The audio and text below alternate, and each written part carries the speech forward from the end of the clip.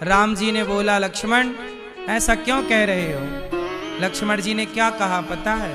लक्ष्मण जी बोले कि दशरथ जी से कह देना कि उनका बेटा तो केवल भरत है, राम लक्ष्मण उनके बेटे नहीं, उनकी पत्नी तो केवल कैकेयी है, जो एक पत्नी के कहने से भैया राम को इतना कष्ट दे दिया। लक्ष्मण जी थोड़ा कठोर शब्द कह रहे हैं, पर क्या करें, गुस्सा है। बहुत गहराई, बहुत गंभीरता से देखने पर देखो, दोष तो फिर किसी का नहीं होता, लेकिन राम के वनवास का दोषी कौन है? आप लोग बताओ कि राम जी के वनवास का मूल अपराधी कौन है, दोषी कौन है? उत्तर दो, कौन है दोषी? हैं? जोर से। राम के वनवास का दोषी कौन है, आप बताओ।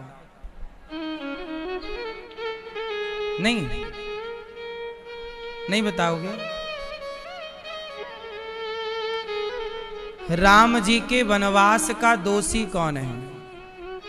लोग कहते हैं कैकेयी दोषी है, लोग कहते हैं मंथरा दोषी है, लोग कहते हैं दशरथ जी दोषी हैं, पर आपको क्या लगता है कौन दोषी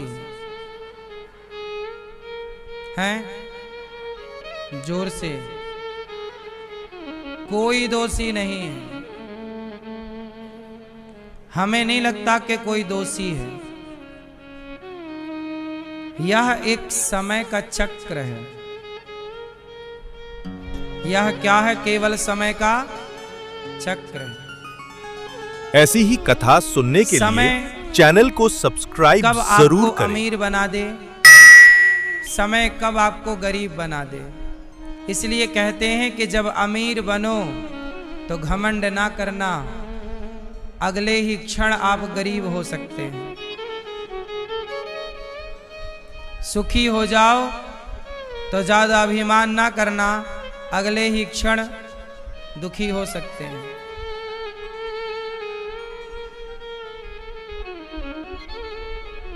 दुखी हो तो परेशान ना होना, अगले ही क्षण आप सुखी भी हो सकते हैं। गरीब हैं तो परेशान ना होइए, अगले ही क्षण आप अमीर हो सकते हैं। कुछ दिनों में आप अमीर हो सकते हैं तो कुछ दिनों में आप गरीब हो सकते हैं। ये समय ना किसी का अमीरी वाला समय लंबा टिका, ना किसी का गरीबी वाला समय लंबा टिका। ना आप गरीब हैं ना आप अमीर हैं। समय कभी आपको गरीबी की तरफ ले जाता है, कभी अमीरी की तरफ ले आता है। जब समुद्र में आप नहाते हैं तो लहरें कभी आपको समुद्र में अंदर की तरफ ले जाती हैं, कभी लहरें आपको समुद्र में किनारे की तरफ फेंक देती हैं। समुद्र में एक बार जाओ तो वहां आपका बस नहीं चलता, वहां लहरों का बस चलता। लहरें आपको अंदर ले जाएं या बाहर कर दें। अंदर ले जाएंगी तो आप अपने को बचा नहीं सकते, और बाहर फेंकेंगी तो आप अंदर जा नहीं सकते। वहां लहरों के हिसाब से चलना है, हाँ या ना? उसी तरह ये समय की लहर है, कब आपको अमीर बना दे, कब आपको गरीब बना दे। इसलिए समय को समय की तरह देखा करो। कोई अमीर नहीं होता धरती पर, कोई गरीब नहीं होता। समय आपका अच्छा है, आपको अमीर कहा जाएगा। समय आपका बुरा है, आपको गरीब कहा जाएगा। बताओ, अमीरी गरीबी व्यक्ति से है कि समय से है? इसलिए पुरुष बली नहीं होते है, समय होत बलवान। आप कुछ नहीं कहते, आपका समय सब कुछ कहता है। आप कुछ नहीं करते, आपका समय सब कुछ करता है। इसलिए समय बुरा चले तो ज़्यादा परेशान होने का नहीं। आज समय बुरा है तो कल अच्छा होगा, और समय जिनका अच्छा है उनका बुरा भी हो सकता है, क्योंकि यही खेल है। आप देखो, जब फ्लाइट उड़ती है, हेलीकॉप्टर उड़ता है, तो जमीन से वो ऊपर की तरफ जाता है। फिर ऊपर जाकर के कितने ऊपर जाएगा? ऊपर की भी तो एक सीमा है ना, वहां जाके स्थिर होगा। मतलब उस ऊंचाई पर, फिर वो रन करेगा, धीरे धीरे चलेगा और फिर टाइम होते ही वो उसे नीचे आना पड़ेगा। पक्षी कितने भी ऊंचे उड़े, लेकिन उस ऊंचाई का भी तो एक दायरा है, कितने ऊंचे जाएगा और वहां रहेगा, फिर उसे नीचे। हर व्यक्ति के जीवन में यही चलता है। पतंग कितनी ऊंची जाएगी, उस ऊंचाई का भी तो एक दायरा है, जाएगी फिर उसे नीचे आना पड़ेगा। बोलो हाँ, ऐसी कौन सी पतंग है जो ऊपर गई और नीचे ना आई है? फिर ये जिंदगी भी एक पतंग है। ऊपर जाओगे तो यदि ऊपर जाने की खुशी है तो नीचे आने का भी ध्यान रखना। इसलिए मैं कहता हूं, ऊपर जाने की खुशी नहीं होनी चाहिए और नीचे आने का दुख नहीं होना चाहिए। हर हाल में प्रसन्न रहो, ये तो ईश्वर की लीला है। ऐसी ही कथा सुनने के लिए ये समझो, चैनल को हर हाल में जरूर हैप्पी रहो, करें। खुश रहो। ये जान लो कि हम एक दिन ऊपर जाएंगे फिर नीचे आएंगे।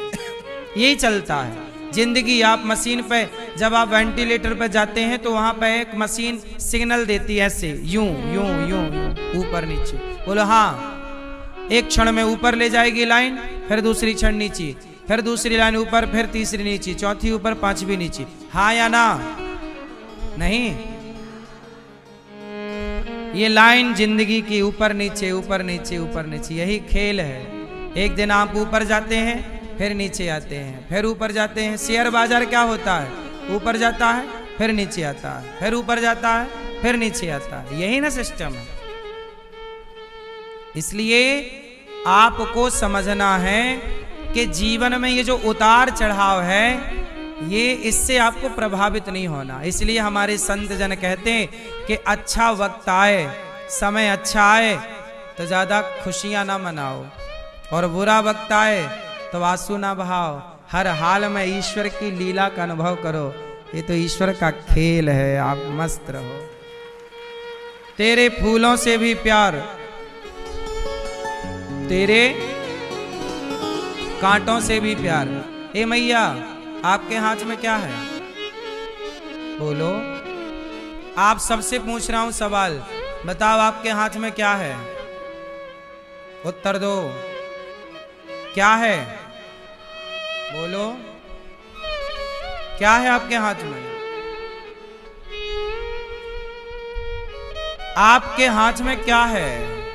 अमीरी आपके हाथ में है क्या? गरीबी आपके हाथ में है क्या? बेटा बेटी आपके हाथ में है क्या? जन्म मृत्यु आपके हाथ में है क्या? बोलो। तो यही तो सवाल है कि आपके हाथ में है क्या? उत्तर दो, क्या है आपके हाथ में? ये मैया, काहे सोई रही हो मेरी माँ? चश्मा लगा के सो रही हो। चलो, अच्छा उतार के सोगी, है ना?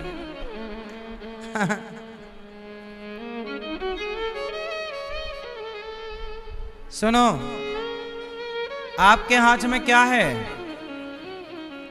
क्या है आपके हाथ में? बोलो। कौन, क्या है आपके हाथ में? कुछ नहीं। कुछ चीजें ईश्वर के हाथ में हैं। क्या क्या? बोलो हानि, बोलो हानि, लाभ, जीवन, मरण। ऐसी ही कथा सुनने के लिए चैनल को सब्सक्राइब जरूर करें। कितने हो गए? ये 6 किसके हाथ में हैं? ईश्वर के। हानि, लाभ, कितना आपका नुकसान होगा, कितना आपका फायदा होगा, तुम्हारे हाथ में नहीं है। तुम अगर, तुम्हारे हाथ में है काम करना, कर्म करना। तू कर्म कर, हानि और लाभ पर ना चक्कर में पड़। तू काम कर, भगवान देंगे हिसाब से। बोलो हाँ। 6 चीजें ईश्वर के हाथ में, हानि, लाभ। इसलिए लाभ हो जाए तो खुश ना होइए, हानि हो जाए तो दुखी ना होइए, क्योंकि ये दोनों आपके हाथ में नहीं है। हर हाल में प्रसन्न रहने की आदत बनाओ। हानि लाभ जीवन मरण क्या आपकी जिंदगी और आपकी मृत्यु आपके हाथ में है? कब आप मरोगे ये आप तय नहीं करते, कब आप जन्म लोगे ये आप तय नहीं करते। ईश्वर तय करते हैं कि आप कब मरोगे और ईश्वर तय करते हैं कि आप कब जन्म। आपका जन्म और आपकी मृत्यु ईश्वर के हाथ में। इसलिए आपको परेशान नहीं होना किसी के मरने से, और ना जन्म होए तो ज़्यादा खुशियाँ मनाओ और ना मर जाए तो ज़्यादा शोक। हम कहते हैं गंभीर रहा करो, हर हाल में प्रसन्न हो, ठीक है। ना जन्म हुआ तो खुशियाँ, ना मृत्यु हुई तो दुख। क्या ये स्थिति उत्पन्न हो सकती है? सही है।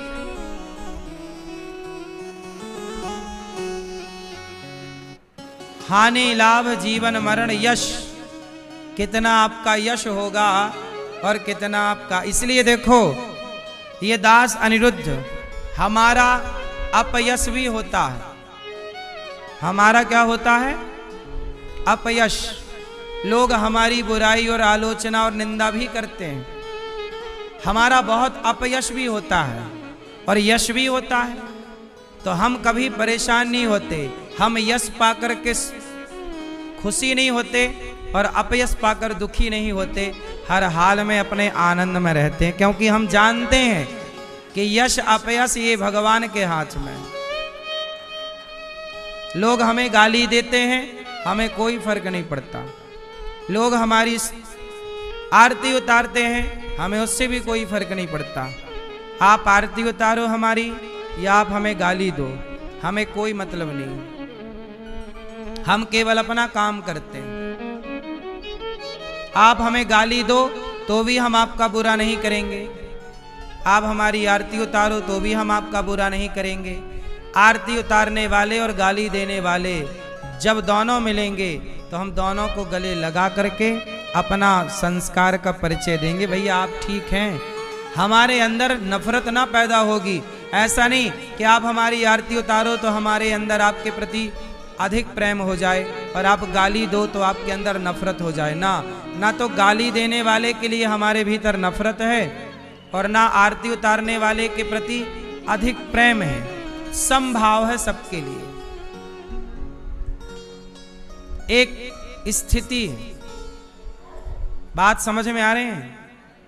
यही स्थिति आपको सुखी बनाएगी। यदि आप प्रभावित हो गए, जैसे किसी ने आपकी आरती उतारी, जय जयकार की, तो आपको अभिमान आ जा रहे, देखो मैं तो बड़ा हूं, मेरी आरती और ये स्तुतियां, ये आपको अभिमान की ओर ले जाएगी। सम्मान कहां ले जाता है? अभिमान की तरफ। ज्यादा सम्मान होगा तो क्या आएगा?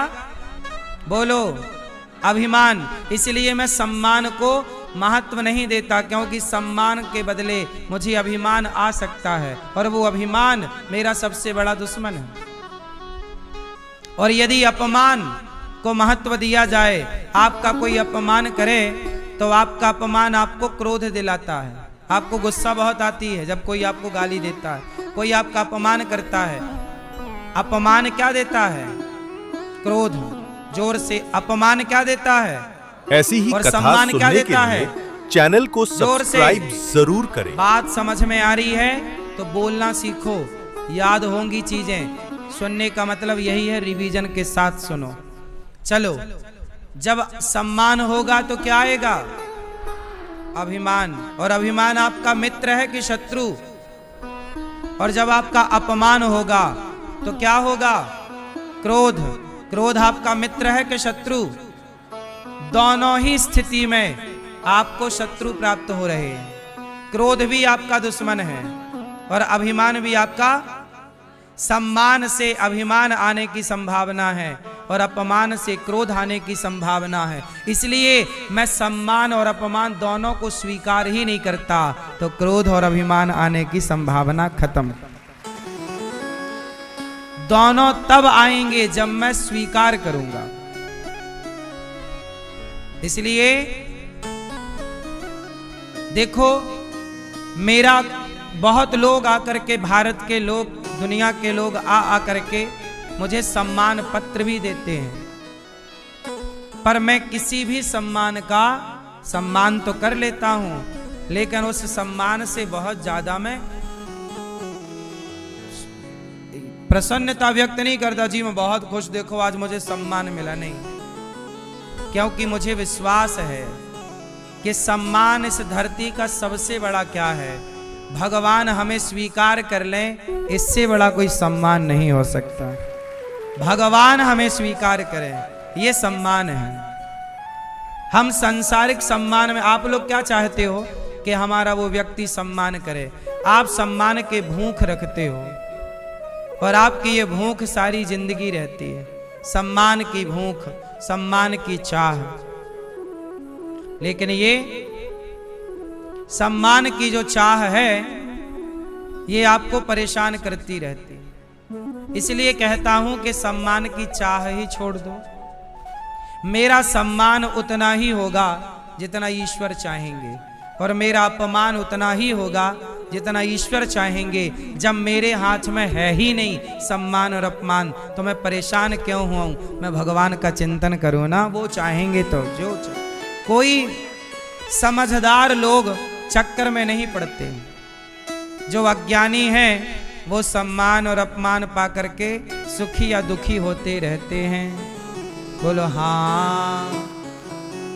तो आपको दोनों से ऊपर उठना चाहिए। समझ में आ रही है कि नहीं?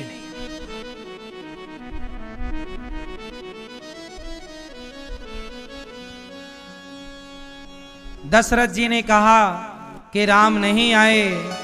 दशरथ जी करी, अब दशरथ जी को लगा कि अब तो जीना व्यर्थ है। बेल पथराऊ बिकल बहु भांति, भई जोग सरिस सिराती नराती। दशरथ जी को याद आ गया कि मैंने श्रवण कुमार को मारा था, उस श्राप के कारण मुझे तड़प तड़प के मरना पड़ रहा है। राम जी की याद में हार रघुनंदन प्राण प्रीते,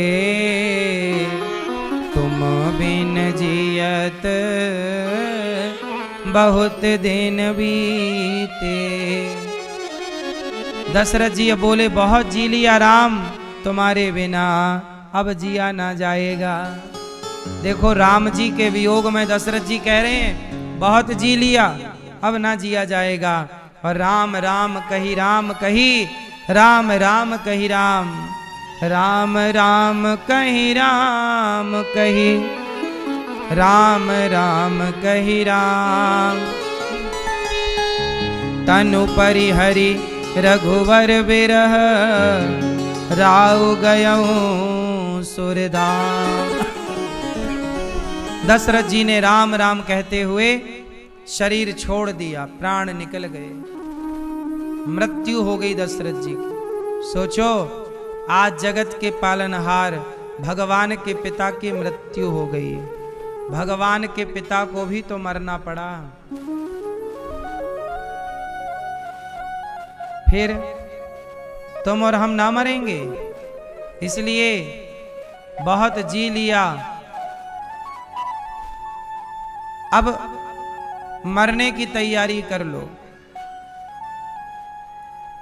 आप लोग तैयारी करते हो घर बनाने की, तैयारी करते हो बच्चों के विवाह की, सब करो, अच्छा है। ऐसी ही कथा सुनने के लिए लेकिन बेटे का ब्याह चैनल भी को कर लिया, सब्सक्राइब घर जरूर भी बना लिया, बेटी का ब्याह भी कर लिया, अब और थोड़ा मरने की भी तो तैयारी करो, क्योंकि तुम्हें मरना भी है। भूल क्यों गए? हम याद दिला रहे हैं कि आपको मरना भी है। अच्छा, आप में से ऐसे कितने लोग हैं जो एक दिन मर जाएंगे? मर जाओगे? तैयारी है कुछ? क्या तैयारी है? नहीं, आपको बड़ा डर लगता है ना सुन करके। क्या बोल रहे हो महाराज जी, मरने का क्यों बोल रहे हो? सुनो, बोले चाहे ना बोले पर मृत्यु तो आएगी ही आएगी। इसलिए आंख बंद करने लेने से संकट टल नहीं जाता। शुतुरमुर्ग यही करता है, जब उसके सामने संकट आता है तो वो अपनी आंखें बंद कर लेता है। उसे लगता दिख नहीं रहा है, मतलब संकट टल गया, पर संकट आंखें बंद करने से नहीं टलता। इसलिए मौत तुम सब कुछ टाल सकते हो, अपनी मृत्यु नहीं टाल सकते। इसलिए जब मरना ही है तो रो रो के क्यों मरे। मरने का फल तो दशरथ जी ने पाया, जो भगवान की याद में प्राण त्याग रहे हैं, राम राम कहते। ये जीवन की मृत्यु की सार्थकता, मरो तो भगवान के याद करते करते राम राम कृष्ण कृष्ण।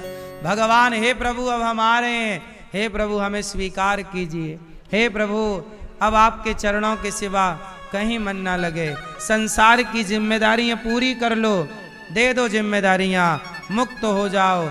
जो व्यक्ति जीते जी मुक्त होता है उसी को मरने के बाद मुक्ति मिलती है। जो जीते जी फंसा है, मरते मरते भी फंसा है, वो वहां जाके फंसेगा। इसलिए मृत्यु के पहले आपको मुक्ति चाहिए। इसलिए कहता हूं जीते जी मुक्त होना सीखो। जीते जी क्या सीखो? आप लोग मुक्त हैं कि नहीं? बोलो हाँ। मैया आप मुक्त हो? किससे मुक्त हो गई? बोलो। आपका मन भगवान में लग गया, बेटा बेटी से मन हट गया, स्त्री पुरुष से मन हट गया, भोग विलास से मन हट गया, यही तो मुक्ति है। आप छल कपट से मन हट गया, निंदा चुगली से मन हट गया, यही तो मुक्ति है। आपको मुक्ति चाहिए। कहाँ मन लगा है? पोते में, परिवार में, कहाँ मुक्ति है? बूढ़ी बूढ़ी मैया भी मरते मरते भी उलझी रहती है बेटा बेटी से। 50, 60, 70 के लगभग तो मान लेना चाहिए कि हम मर गए। 70 के बाद बताओ कितना टाइम बचा तुम्हारा। आजकल तो लोग 70 में ही निपट जाते हैं, और लो तो 80 लो। अब तुम यदि अब सोचो कि आप यदि 50 साल के हो गए तो आपके पास अब टाइम बचा कितना? केवल 20 साल। 70 में ही आजकल आदमी तय हो रहा है, नहीं? बोलो हाँ कि ना। मैया क्या बोलती तू? आप कितने साल की हो गई हैं? 62। अब और कितना बचा? ऐसे क्या बताओ भाई। 62 हो गए तो 75 और लो 80, 85। हमें नहीं लगता कि 80 के ऊपर अब कोई जाएगा। 85 चला भी गया तो आदमी फिर घर वाले हाथ जोड़ लेते हैं कि महाराज जी यहाँ आशीर्वाद दो कि ये चले जाएं। ज्यादा जीना भी तो अच्छा नहीं होता। तुम 90 तक पहुंच गई तो घर वाले रोज नारियल तोड़ेंगे तुम्हारे मरने का। कम मरे कम मरे। बोलो हाँ कि ना। ज्यादा जीने से भी घर वाले परेशान हो जाते हैं। ये तो बेचारे देखो, जब आदमी रोता है ना तुम्हारे मरने में तो तुम्हें लगता रो रहे हैं, रो नहीं रहे हैं। वो तो बेचारे अपने फॉर्मेलिटी पूरी कर रहे हैं। है क्या सही? नहीं रोगे तो लोग क्या कहेंगे? लो सास मर गई, बहू रो नहीं रही है।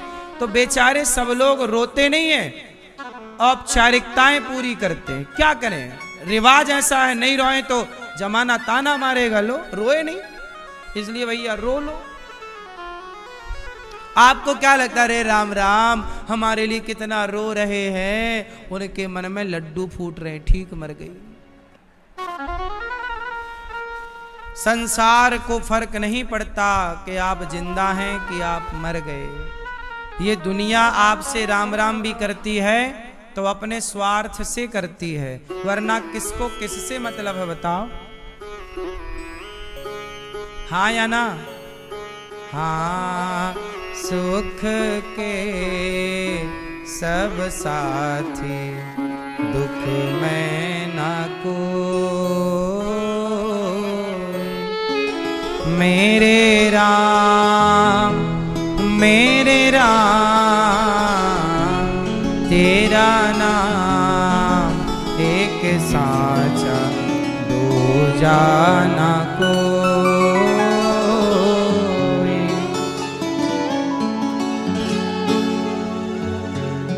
जीवन आनी जानी छाया। देखो, सुख के सब साथी हैं, दुख में कोई नहीं। जीवन आनी जानी छाया, झूठी माया झूठी काया। फिर काहे को सारी उमरिया, फिर काहे को सारी उमरिया, पाप की गठरी ढोई। सुख के सब साथी, दुख में ना कुछ तेरा ना कुछ मेरा, ना कुछ तेरा ना कुछ मेरा। ये जग जोगी वाला फेरा, राजा हो या रंक सभी का, राजा हो या रंक सभी का, अंत एक सा होई। सुख के सब साथी, दुख में ना। क्या बढ़िया लाइन सुनो। बाहर की तू माटी फाके, फाके मतलब खाए। बाहर का तुम्हें लगता है कि ये सब मेरा है, ये मेरा है। बाहर की तू माटी फाके, मन के भीतर क्यों ना झाके। उजले तन पर मान किया, उजले तन पर मान किया, और मन की मैल न धोई। सुख के सब साथी, दुख में न कोई। उजले तन पर मान किया, उजला मतलब बाहरी शरीर को बहुत दिखाया, देखो जी मैं ऐसा, मेरा परिवार ऐसा, पर मन की मैल न धोई। मन में गंदगी रही आई और गंदगी लिए लिए मर गया। तन को धोता रहा पर मन की गंदगी ना मिटा पाया। मन में छल था, कपट था, ईर्ष्या थी, निंदा थी, द्वेष था, और इसी द्वेष निंदा ईर्ष्या चुगली में मर गया। बाहर धोता रहा और भीतर तो गंदगी जमी रही। तो क्या हुआ? तुम्हारी दुर्गति हो जाएगी। अब इसलिए कहता हूं, मन की मैल जो मन की मैल न धोई, गंगा गया तो क्या हुआ। तो गंगा गए। ऐसी ही कथा सुनने के लिए चैनल को सब्सक्राइब जरूर करें। बड़ा कपट। बोलो हाँ मैया। इसलिए आपको लगता है कि हमारे मरने में लोग रो रहे हैं, कोई को मतलब नहीं है साहब। सब लोग, रिश्तेदार लोग भी तुम्हारे मरने में केवल मुंह दिखाने आते हैं कि चलो भैया, नहीं जाएंगे तो कहेंगे लो आए नहीं फलाने, इसलिए चलो। सब लोग व्यवहार पूरा करने आते हैं। ये बात सही है कि गलत है? तो काहे नहीं समझते आप लोग मैया? तुम काहे नहीं भजन में लग रही हो? राम राम जपो सीताराम, दिन भर भगवान का चिंतन करो। अब बेटा बहू को मन से हटाओ, चिंतन केवल। अब कोई काम ना आएगा। अब तो देखो सही टाइम पे मर जाना भी समझदारी है। सही है कि नहीं? कुछ लोग हैं मरते ही नहीं, इतना घर वाले परेशान हो गए। इसलिए हमारे यहाँ कहावत है, बहु जीना बहु जोतना क्यों ना मुसीबत होए। बहुत जीना भी एक मुसीबत है। बोलो हाँ। कुछ लोग इतने परेशान होते हैं जिंदगी से कि आत्महत्या कर लेते हैं। ये कौन लोग हैं? वही तो हैं जो जिंदगी से परेशान हो गए तो बीच में ही मर गए, आत्महत्या कर ली। बोलो हाँ। इसलिए मृत्यु भी बहुत अच्छी है। क्यों? ईश्वर की बनाई मृत्यु है। मृत्यु अच्छी है कि नहीं? इसलिए मृत्यु से भागा ना करो। मृत्यु भी बहुत अच्छी है। कुछ लोग तो मरना चाहते हैं तो मौत नहीं आती। बोलो हाँ। इसलिए मृत्यु भी बहुत अच्छी है। ये मौत अटल सत्य है। राम के पिता की आज मृत्यु हो गई। जियन मरण फल दशरथ पावा, अंड अनेक अमल जस छावा। जियत राम विधु बदन निहारा, राम विरह करी मरण सवारा। आज दशरथ जी ने जीने फल मरने का फल पाया। बिल पाहि बिकल दास अरुदासी, घर घर रुदन करहि पुरवासी।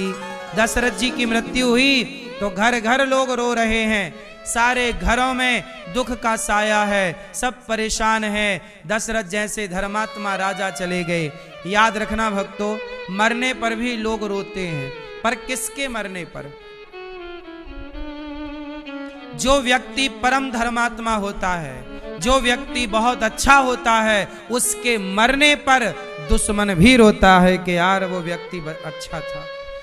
अच्छे लोगों के मरने पर ना लोग रोते हैं, भीतर से रोते हैं। इसलिए आप ऐसा काम करके मरना कि लोग आपके लिए रोएं कि हाँ इन्होंने काम ठीक किया है। और हमारे संत जन कहते हैं कि भैया हम मरें तो तुम रोना मत, हम नहीं चाहते कि तुम्हें कष्ट हो। इसलिए पहले के लोग परिवार के बीच में मरते ही नहीं थे, जंगलों में जाकर के मर जाते थे, तीर्थ यात्रा पे जाके मरते थे, ताकि हम मरने के बाद क्यों दुख दें आपको। कितना बड़ा भाव था। दशरथ जी जब रोए, सब घर में रुदन चल रहा, सब लोग रो रहे हैं, पर कैकेयी मां नहीं रोई। मैया दशरथ जी के मरने में सब रोए, पर कौन नहीं रोया? कौन नहीं रोया? मैया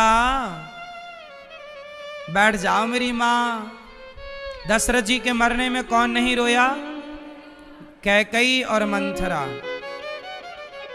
सब रोए पर कैकेयी नहीं रोई।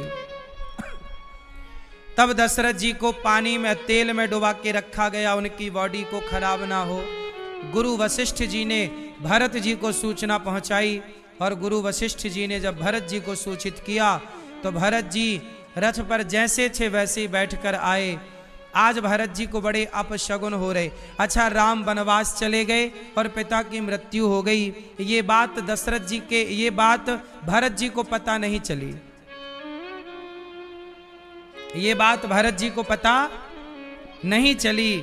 भरत जी जब आए तो पूरी अयोध्या वीरान थी, परेशान सी नजर।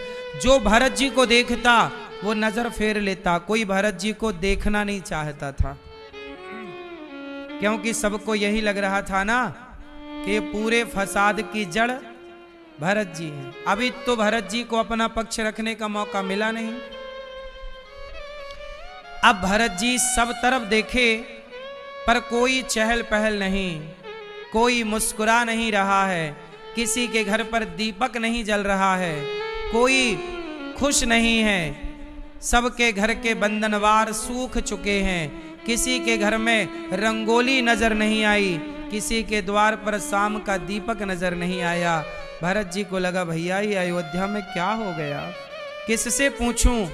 जिससे पूछते हैं कि भैया तुम परेशान क्यों हो, कोई बताता नहीं, चला जाता है। भरत जी से कोई बात नहीं करता अयोध्या में। भरत जी कुछ पूछें कोई उत्तर नहीं मिलता। भरत जी बोले अब मैं किससे जाऊं मिलूं, बोले माँ से मिलूं, माँ सब बताएगी। तो भरत जी अपनी माता कैकई से मिलने गए। लेकिन जब माँ से मिलने गए तो माँ ने जब सुना कैकई ने कि मेरा भरत आया, माँ ने एक आरती सजाई, फूलों की माला सजाई। और जब भरत आए तो फूलों की माला पहनाकर भरत जी की आरती उतार रही है कैकई माँ। भरत जी बोले चलो मेरी माँ तो खुश है। भरत जी को लगा कि माँ खुश है तो सब खुश होंगे, पर भरत जी को क्या पता था कि केवल आपकी माँ ही खुश है, बाकी कोई खुश नहीं है, कोई खुश नहीं है। भरत जी ने सबसे पूछा, कोई उत्तर नहीं। कैकई माँ आरती उतार रही है। राम ने कहा, भरत जी ने कहा माँ भैया राम कैसे हैं, माँ कौशल्या कैसी हैं, भाभी कैसी हैं, सब कुशल से तो है ना माँ। कैकई बोली ये पहले मिठाई खाओ फिर सब बताऊंगी। सोचो कैकई के पति मरे पड़े हैं, दशरथ जी मरे पड़े हैं और कैकई अपने बेटे की आरती उतार रही है, बेटे का मुंह मीठा कर रही है। बेटा बाप पति मरा पड़ा है। अब सोचो जरा, कैकई इतनी निर्दयी तो कभी ना थी, कैकई ऐसी नहीं थी। चलो देखो अब तो भरत को राजा का पदवी मिल जाएगा। कैकई के दोनों वचन पूरे भी हो गए, राम को वनवास हो गया, राम को वनवास हो गया और भरत राजा बन जाएंगे। लेकिन कैकई जब दशरथ जी मरे तो पति मर जाए तो पत्नी ना रोए, तो ये तो बड़ा विचित्र है। और वो भी भरत जैसे भक्त की मां। देखो और किसी के घर में ये बात होती तो समझ में आती, पर विधाता के घर में ये घटना घट रही है, भगवान के घर में ये घटना घट रही है। एक कैकई इतनी निर्दयी कैसे हो गई कि पति मरा पड़ा है और वो रो तक नहीं रही है, उन्हें कोई गम नहीं। ये बताओ क्यों ऐसा मेरी माँ, कैकई इतनी निर्दयी कैसे हो गई? बोलो। सब कुछ विधि का विधान था, पर कैकई का ना रोना ये तो विधि का विधान नहीं था। क्यों? पड़ोस में कोई मर जाए ना तो अपना थोड़ा मिलने जुलने वाला हो तो उसके मरने में भी आंसू आ ही जाते हैं कि भाई अपना था, देखो चला गया। बोलो हाँ। गांव मोहल्ले में कोई अच्छा आदमी मर जाए तो आंसू आ ही जाते हैं कि भला आदमी था भाई देखो। लेकिन दशरथ जी मर गए और दशरथ जी की पत्नी नहीं रो रही है। कारण जानते हो? कारण क्या था? कारण था केवल लोभ। कैकई मां के लोभ इतना सिर चढ़ के बोलने लग गया कि लोभ जब व्यक्ति के सिर पे चढ़ता है तब वो अपना हित अनहित, अपना भला बुरा सब भूल जाता है। लोभ व्यक्ति को अंधा कर देता है। बोलो हाँ। अंधा कौन है? दो चीजें व्यक्ति को अंधा करती हैं। क्या क्या? अंधा कौन कौन करता है? आप ये मत सोचिए कि आपकी आंख है तो आप आंख वाले हैं, नहीं। आंख होते हुए भी लोग अंधे होते हैं। कहते हैं ना जवानी अंधी होती है। जवानी, बोलो, जवानी यदि सत्संग से नहीं गुजरी तो वो जवानी ऐसी ही कथा सुनने के लिए चैनल को सब्सक्राइब जरूर करें। उसके पहले से ही आप सत्संग से जुड़ जाएं। सत्संग से जुड़े हैं तो वो जवानी आपको अंधापन अंधा नहीं होने देगी, विवेक रहेगा, बुद्धि रहेगी, वरना जवानी अंधा कर देती है। पहला। दूसरा, काम। जब व्यक्ति काम वासना में डूबता है तो लोग नहीं कहते हम कामांध हो रहे हैं। कैसे, क्या हो रहे हैं? कामांध। वासना व्यक्ति को अंधा कर देती है। ये जो बलात्कार करने वाले हैं, इनकी वासना ने इन्हें इतना अंधा कर दिया कि इन्हें ये तक नहीं दिखा कि तुम जिसके साथ बलात्कार करने जा रहे हो वो 5 साल की बच्ची है, वो 10 साल की बच्ची है, वो 1 साल की बच्ची है, लेकिन वो कहाँ देख पाए और बलात्कार किया कि नहीं? कौन है ये लोग? अंधे। इन्हें कामांध कहते हैं। काम ने इन्हें अंधा कर दिया, कामांध।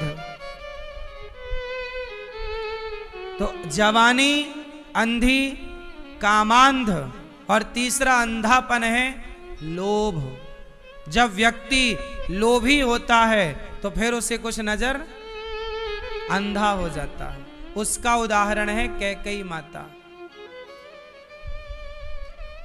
कामांध हो गया रावण, अंधा हो गया रावण, सीता मैया को चुरा ले आया, और लोभ से अंधी हो गई कैकेयी माता। भरत जी की आरती उतार रही हैं। अब कैकेयी मां ने कहा, भरत सुनो, तात मात में, तात बात में सकल सवारी। सुनो भरत, सुनो, मैंने पूरी योजना बना ली तुम्हें राजा बनाने की। भरत तुम राजा बनोगे, अब बधाई हो। अच्छा, मैंने पूरी बात सवार ली, तुम राजा बनोगे, और मैंने 14 साल के लिए राम को वनवास भेज दिया, तुम्हारे रास्ते से हटा दिया राम को। और सुनो भरत, ये मंथरा को प्रणाम करो भरत, ये मंथरा ने मेरी बहुत मदद की, इसी ने राम को वनवास भेजने में और तुम्हें राजा बनाने में पूरा पूरा सहयोग दिया, इसी ने मुझे ज्ञान दिया, वरना मेरे पास ये ज्ञान थोड़ी था भरत। ये तो मंथरा की कृपा हुई। अब अपन लोग तो मंथरा का एक मंदिर बनवाएंगे और इसकी पूजा किया करेंगे कि यही कुल देवी है अपनी, क्योंकि इसी ने तुम्हें राजा और राम को बनवा। और सुनो, थोड़ी सी गड़बड़ हो गई भरत बीच में। क्या हुआ? बोले पूरी योजना तो बढ़िया थी, राम को वनवास भेज दिया हम दोनों ने मिलकर, और तुम्हें राजा बनाने की पूरी तैयारी कर ली, पर बीच में थोड़ी गड़बड़ हो गई। वो भरत, तुम्हारे पिता की ना बीच में मृत्यु हो गई, ये थोड़ा बिगड़ गया खेल हम लोगों का। अब बताओ आगे की योजना। तुम कैकेयी मां ऐसे बता रही हैं जैसे बहुत बढ़िया काम किया हो भरत जी को, कि हमने पूरी बात कर ली, ये मंथरा तो अपनी कुल देवी बनेगी।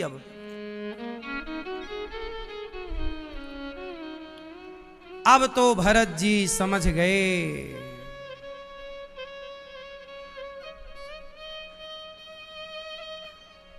कैकेयी भरत जी को राजकुमार कह रही है, राजकुमार भरत, अब तुम राजा हो, तुम राजा हो। राम वनवास गए, पिता की मृत्यु हो गई, तो चिंता की बात नहीं, तुम्हारे पिता कौन से जवान थे, वो भी तो बूढ़े हो गए थे, मरना तो था ही, पर थोड़ा दिन बाद मरते तो ये तुम राजा बन जाते, अब बीच में ही चले गए, ऐसा कह रही है। तब भरत जी ने कहा,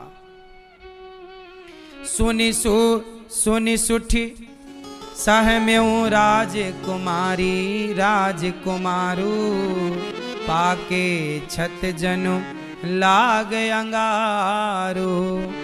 राजकुमार भरत जी यह सुनकर के बहुत सहम गए जब कैकेयी मां ने सब बता, मानो पके हुए घाव पर किसी ने अंगार रख दिया हो। धीरज धरी भरी ले ही सासा, भरत जी धैर्य रखकर सांस ले रहे हैं और कहा, पापिनी। भरत जी का शब्द कैकेयी मां के लिए क्या? अरे पापनी, पापनी सबहि भांति कुल नासा, हे पापनी। अब माता नहीं कहा, कैकेयी नहीं कहा, अरे पापनी, तूने इस कुल का, रघुकुल का तूने नाश कर दिया। पापनी जो पे कुरुचि रही यति तो ही जनमत काहे न मारे मोही। यदि तेरी इस तरह तेरी अंदर रघुकुल के लिए यदि तेरे अंदर इतनी ज्वाला थी, आग थी, तो तूने मुझे बचपन में जन्म देते ही मार क्यों नहीं दिया? मेरे नाम से तूने यह षड्यंत्र रच डाला पापनी। तेरे मुख में कीड़े ना पड़ गए जब तूने राम को वनवास भेज दिया?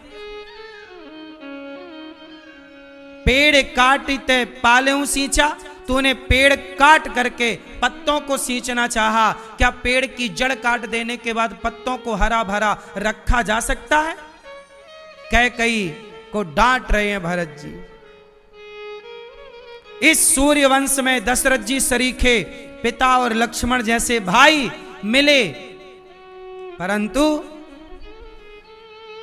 मुझे दुख इस बात का है कैकेयी कि मुझे पिता दशरथ जी जैसे महान व्यक्ति मिले, मुझे भाई राम जैसे महान व्यक्ति मिले, पर मुझे माता तुझ जैसी पापनी मिली, तुझ जैसी। मुझे विधाता से शिकायत है कि मुझे ऐसी पापनी माता क्यों दी जिसने मेरे घर में आग लगा दी। मेरे भैया राम को भाभी सहित सीता माँ जो गुलाब की कमल की पंखुड़ी में चले तो छाले पड़ जाए, तूने उन्हें नंगे पांव बन बन डुलाया। तुझे शर्म नहीं आई? अरे कुमति, भरत जी कह रहे अरे कुमति, जब तूने हृदय में यह बुरा विचार निश्चय किया तो तेरे हृदय के टुकड़े टुकड़े क्यों ना हो गए? जब तूने राम को वनवास भेजने का निर्णय लिया तो तेरा हृदय पिघला नहीं राम को देखकर? तूने एक बार भी नहीं सोचा कि राम का दोष क्या है? तूने एक बार कहा वनवास जाना है, राम ने तेरी आज्ञा सिरोधार्य कर ली। तुझे एक बार नहीं लगा कि राम को मैं वनवास भेज रही हूं, राम का दोष क्या है, अपराध क्या है? तूने निरपराध राम को वनवास भेज दिया, तेरे मुख में कीड़े ना पड़ गए? बर मांगत मन भई नहीं पीरा, बर मांगते समय तुझे पीड़ा नहीं हुई? और गरी न जीह, तेरी जिह्वा गल करके गिर ना गई और मुंह में कीड़े ना पड़ गए? तेरे मुंह में कीड़े नहीं पड़ गए? राजा ने तेरा विश्वास कैसे कर लिया कैकेयी? तेरे ऊपर विश्वास करके जान पड़ता है कि विधाता ने मरने के समय उनकी बुद्धि हर ली थी, जो तेरी बातों पर महाराज दशरथ जी आ गए। स्त्रियों के हृदय की गति चाल विधाता भी नहीं जान पाए। तूने पूरे कुल का नाश कर दिया। तू अवगुणों की खान है पापनी, तूने इस रघुकुल का नाश कर दिया। फिर राजा तो सीधे साधे थे, महाराज दशरथ जी तो सीधे साधे थे, धर्मपरायण थे। भला वो स्त्री स्वभाव को कैसे जानते? तुम जैसी स्त्रियों के मन में इतना छल और कपट भरा होता है, तुम्हारे स्वभाव से महाराज परिचित ना थे। तुमने सीधे साधे राजा पर अपने प्रेम का, अपने जादू छोड़ करके, अपने वश में करके तूने छल कर दिया। वे श्री राम जी जिन राम से पशु पक्षी भी इतना प्यार करते हैं कैकेयी, तुम्हें पता नहीं? पापनी के जब घुड़सवार घुड़शाला में राम जाते थे तो वो घोड़े हिन हिना कर राम के पास आकर खड़े हो जाते थे। वो जानवर थे घोड़े, पर राम से प्यार करते थे। जब राम आंगन में होते थे तो वहां के पक्षी जो थे पेड़ पर आकर बैठ जाते। भले भूख लगती पक्षियों को, पर जब तक राम का दर्शन होता वो पक्षी उड़ा ना करते। जिन राम से पक्षी पशु प्यार करते थे, अभागिन कैकेयी तुझे उस राम से प्यार ना हुआ? तूने उस राम को वनवास भेज दिया जिस राम ने कभी किसी के लिए बुरा ना सोचा। विधाता ने मुझे श्री राम का विरोध करने वाले तेरे हृदय से, तेरे गर्व से उत्पन्न किया है। मुझे इस बात का दुख है कि मैं राम के विरोधी का बेटा हूं। तू राम की विरोधी है और मैं तेरा बेटा हूं। इस बात से मुझे दुख है कि मैं तेरा बेटा क्यों हूं। माता की कुटिलता सुनकर शत्रुघ्न जी जो हैं उनके अंग अंग कांपने लगे। तभी वहां पर कुबड़ी आ गई, मंथरा पड़ी थी झाड़ू। शत्रुघ्न जी अब क्या करें, भरत जी तो कह करके निकाल रहे हैं अपना गुस्सा, पर शत्रुघ्न जी तो कांपने लग गए। क्या करें क्या करें, माता को मार नहीं सकते, पर ये मंथरा ने आग लगाई है। उसे देख करके लक्ष्मण जी के छोटे भैया शत्रुघ्न जी से रहा न गया और मानो जलती हुई आग में घी की आहुति डालने आ गई। उन्होंने जोर से ताक कर कुबड़ पर एक लात मारी। लात मारी शत्रुघ्न जी ने किसे, मंथरा को। मंथरा को लात मारी तो जाकर के गिर गई, और जब गिरी तो मंथरा क्या बोलती है, हे भगवान अब तो भलाई का जमाना ही नहीं रहा। मंथरा कह रही है ये बात, मंथरा कह रही है कि अब तो भलाई का जमाना नहीं रहा। मैंने इतनी भलाई की भरत की, बाद में क्या मिला, मुझे लात मिली। भरत जी ने समझाया शत्रुघ्न को, हे शत्रुघ्न मत मारो मंथरा को, क्या करोगे, जब हमारी माता ही हमारे लिए जहर बो सकती है तो हम दूसरों को क्या दोष दें। भरत जी चुपचाप वहां से चले गए, पर भरत जी को अब डर लगा। भरत जी को लगा कि पूरी अयोध्या, कौशल्या मैया, अब तो सबको यही लग रहा होगा कि भरत जी के कारण राम को वनवास हुआ। अब वो कैसे समझाएं कि मैं इसका दोषी नहीं हूं, मैं दोषी नहीं हूं। तब डरते डरते भरत जी कौशल्या मां के कमरे में मिलने के लिए गए। जैसे ही भरत जी गए, कौशल्या मां मानो मूर्छित बेहोश सी थी। कौशल्या मैया के पास तो 2 दुख हैं, 2 नहीं 3। कौशल्या मैया के पास कितने दुख हैं, कौन कौन से? कौशल्या मां रोए तो किसके लिए रोए, बेटा वनवास चला गया इसके लिए रोए, या पति की मृत्यु हो गई इसके लिए रोए, या सीता जैसी बहू जंगल में बेचारी कितना कष्ट पा रही होगी इसके लिए रोए। केवल बेटा को वनवास थोड़ी हुआ है, बहू को भी वनवास हुआ। लक्ष्मण जी का भी दुख है कि बेचारा लक्ष्मण कितना कष्ट पा रहा होगा। कौशल्या मां किसका रोना रोए, पति मरे पड़े हैं, महाराज की मृत्यु का रोना रोए, के पुत्र का वियोग रोए, के बहू का कष्ट रोए। कौशल्या मां तो बस राम कब आओगे राम। कमरे में अंधकार था। जब से राम गए हैं तब से किसी ने भोजन नहीं किया। अब तो दशरथ जी की लाश पड़ी है, अंतिम संस्कार भी अभी तक नहीं हुआ, भरत का इंतजार है। चूल्हा नहीं जला, किसी ने कुछ खाया नहीं। समस्या ये है कि कोई समझाने वाला भी नहीं। सबसे बड़ी हैं अयोध्या में कौशल्या जी, सबसे बड़े हैं दशरथ जी, तो दशरथ जी तो चले गए।